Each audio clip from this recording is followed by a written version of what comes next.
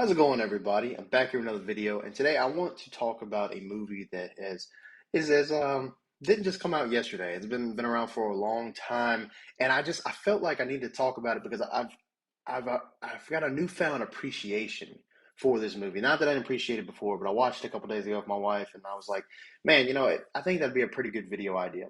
So today I want to talk about five awesome things in Carrie 1976. If you guys haven't watched it, I recommend it. If you have Amazon Prime, yeah, Amazon Prime, and it has Amazon Video, you can watch it on there along with all the other um, versions of the Carrie story. But this one by far is the best to me. And I have five awesome things I want to tell you that maybe it will sway you in that direction. I'm not trying to change anybody's opinion. I just want you to see why I think this is probably the best one out of all three of the movies. So real quick, let me lay some groundwork. If you're here watching this video, thank you for coming here. If you wouldn't mind subbing and leaving a like on this video, subbing to the channel, so you can get more reviews, more lists, more awesome things, more podcasts, and yeah, we really appreciate it. So with that being said, let's get into five awesome things about Carrie 1976. So first one, atmosphere. So all these, let me say as a disclaimer, real quick before I get into it, is that these are not in order. These are just things that I've noticed, and they're broader topics. So I'm going to try to minimalize them a bit, and maybe I'll do a deep dive later. Maybe go through each scene or something like that if you guys would be interested in that. Um, so number one is atmosphere.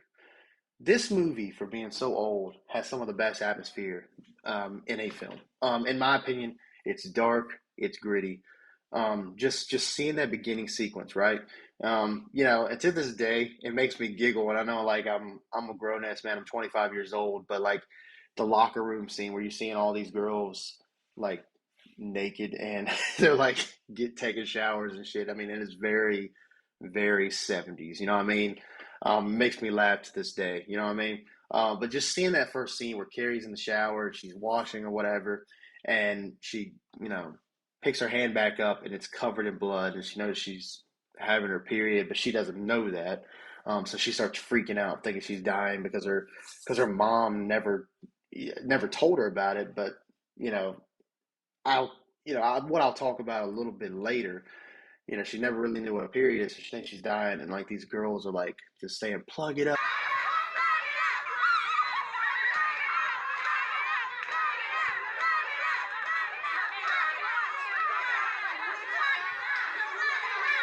It up, plug it up, and like just being like so god awful to her, and with the music kind of playing in the background, these girls chanting plug it up," calling her a whore and all this other stuff.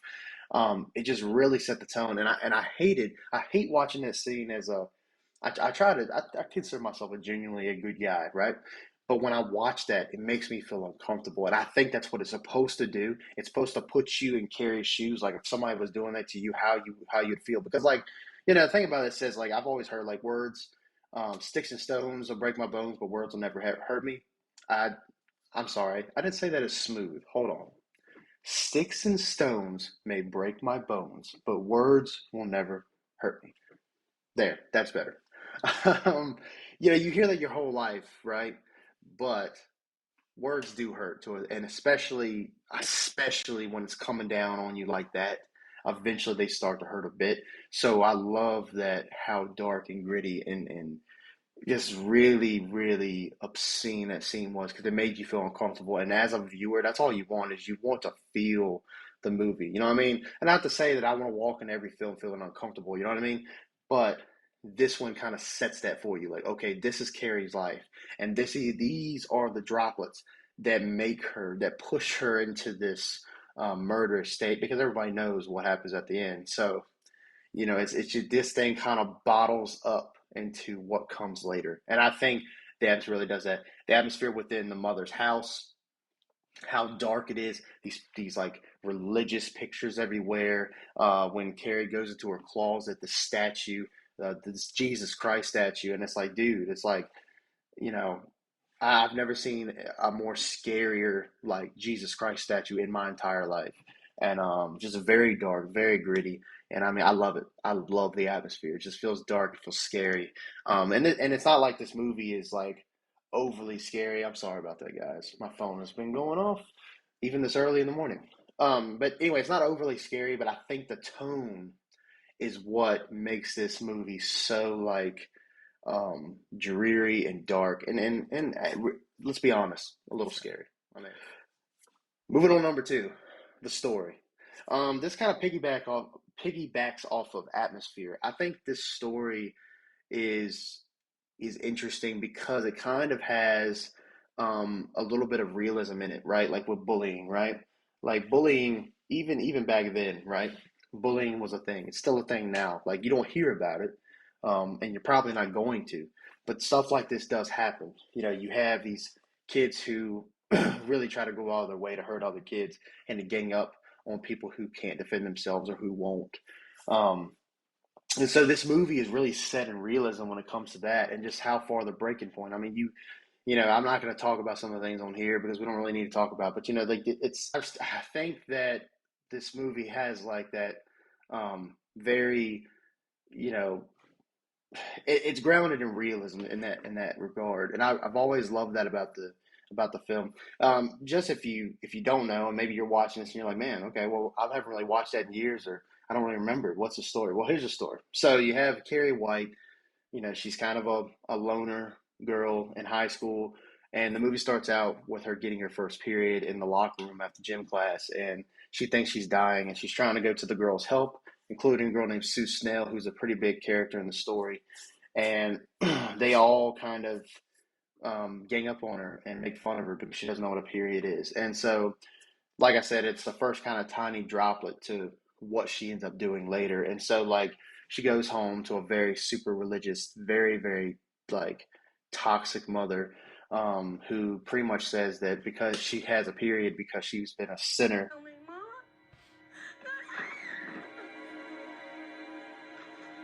And God made Eve from the rib of Adam, and Eve was weak and loosed the raven on the world. And the raven was called sin. Say it. The raven was called sin. Tell me, Mama. Say it. No. The raven was called sin.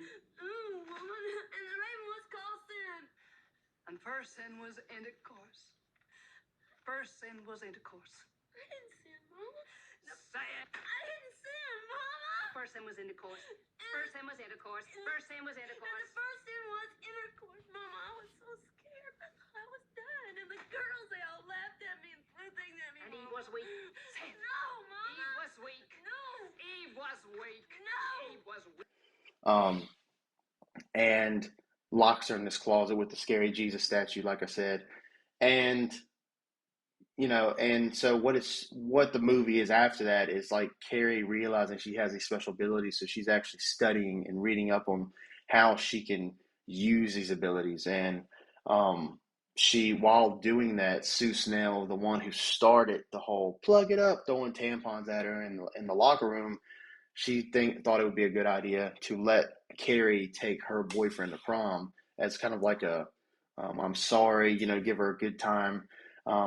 Which is kind of a weird part of the story. She kind of flipped the script really quick from being this like really toxic bitch to kind of wanting to help Carrie White. All the while, there's a chick in Carrie's class who's like hates Carrie's guts. And speaking of guts, her and her boyfriend, they get some pig's blood and they plan to you know, pour it on her when she wins. So they mess with the voucher tickets that have like prom king and queen. So that way Carrie White is the winner, and they plan to like just dump this whole pail of pig blood and guts all over her in front of everybody as a sick joke, and which ultimately leads to the big massacre that happens later. So anyway, kind of just spoiled the movie for you, but it's really good. It's just it's interesting, and just to see the way Carrie White acts. And like I said, when it comes down to that is further down on my awesome things list. I don't want to talk about too much, but with everything with each character and how they portray them in this movie, it just works really really well. Camera work, cinematography. I'm not a director, and I have a lot to learn to get to that point. But what I will say is, I think that this movie is way ahead of its time when it comes to camera work. One thing that I really like, and I'll try to put, obviously, I should try to have a video or something up here soon, where it's the camera pans on the mother while they're in Carrie's house. What was that? Call.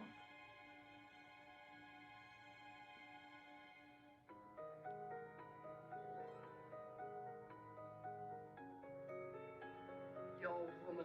And like there's scenes of, like close up shots of her face, and that has a lot to do with music as well, which is also another thing on this list. I don't want to go too much into that, but I think that the camera work is ahead of its time in a sense where you got these close-up shots, you have these shots, from angles. You got shots looking down on the characters. You have, like I say, I love the shot where it zooms in on Carrie's mom, when she's walking and having this really like, you know, with this music, and it's just it works really well.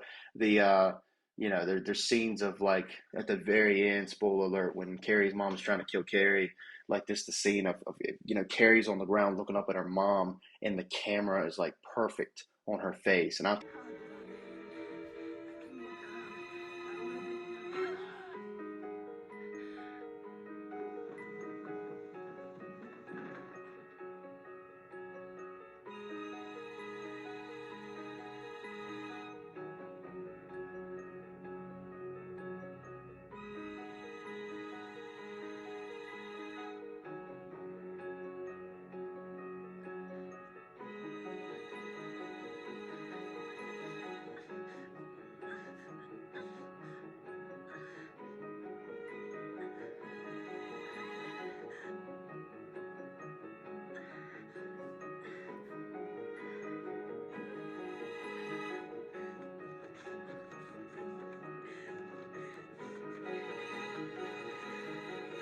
thought that was so good. And it's so terrifying, even to this day. It's really, really scary. And so the cinematography is really, really, really, really well done in this movie for being so old.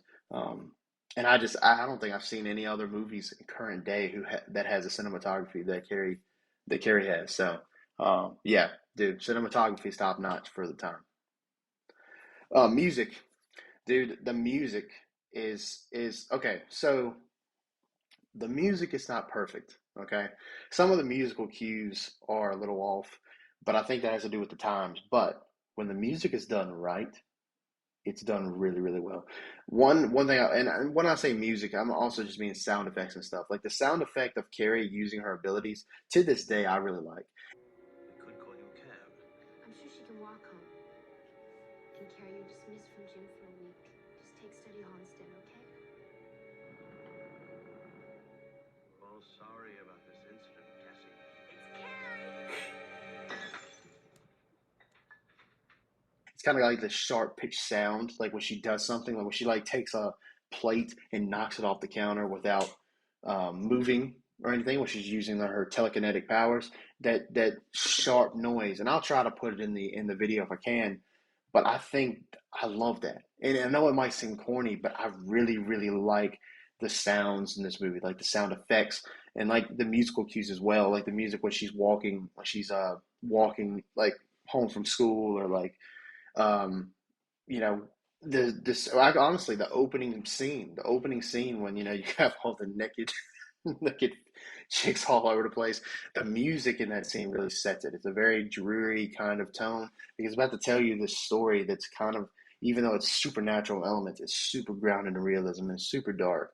And yeah, it really, dude. Music sets the tone. The final sequence with Carrie killing her mom and letting the house cave in. It's just that music is so um, it's unforgettable.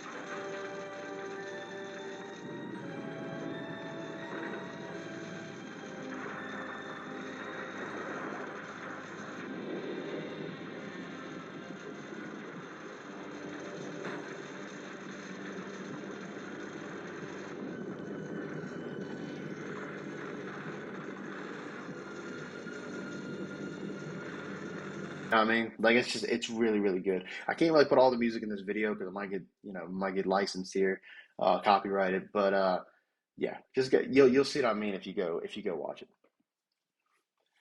Last thing on the list is the acting. This movie's acting is honestly it again. I feel like I've said this a lot in this video, and I apologize for it, but it's really way ahead of its time. Like I really don't. I don't understand why modern horror can't get this right. Like me and my sister, just a little fun fact. Me and my sister comes over to the house about every 2 weeks, and we'll have like a horror movie marathon. We'll watch like scary, scary movies, movies that are supposed to be scary, and like every movie we've watched, whether they be newer or like early 2000s, they have not been good. Because and one of the main reasons is that the acting is putrid. It's just not. It's not like convincing to me that there's a problem. You know what I mean? Carrie has that like essence about it. Like with the like I said with the actress that plays Carrie, she's lonely. She's closed off to the world. She's very quiet. Mama, mama, like she's so good at that. And then when she becomes this monster with her eyes being like all wide and like freaking destroying fools, it's like it's so convincing. It feels real. When she leaves the school and she's out in the middle of the road and the girl who filled up the bucket full of pig's blood is like trying to run her over.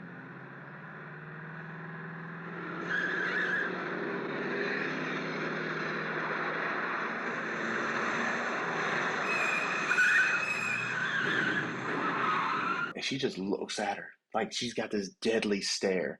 And I'm like, man, it's just, it's beautiful, dude. I mean, absolutely beautiful. The acting of the mother, that's another one. That's a highlight of this film. Is I feel like the mother is one of the best actors in it, and it's not because she doesn't really have a whole lot of scenes. It's just her lines and the way she delivers them. And like I said, she sounds a lot like Alpha from Walking Dead, which I know she came before, but I mean they have like strong similarities. And I like. I'm one of the very few. I used to be a real Walking Dead fan, and I'm one of the very few to actually like Alpha. I like Alpha a lot. Um, so this kind of gave me that kind of vibe that she just like her lines were just so good. If I can try to put a couple um, in this video, I'll do it. But like I said, the acting is just top notch. Everybody's good, from Sue Snell to the teacher to the mother to Carrie. They really and to Tommy, the guy that takes her to prom. They do a really really good job to create the story in these group of characters. Even John Travolta's in it, right? He plays a dickhead dude, and it's um, you know, it's, even though he plays a dick, it works. You know what I mean?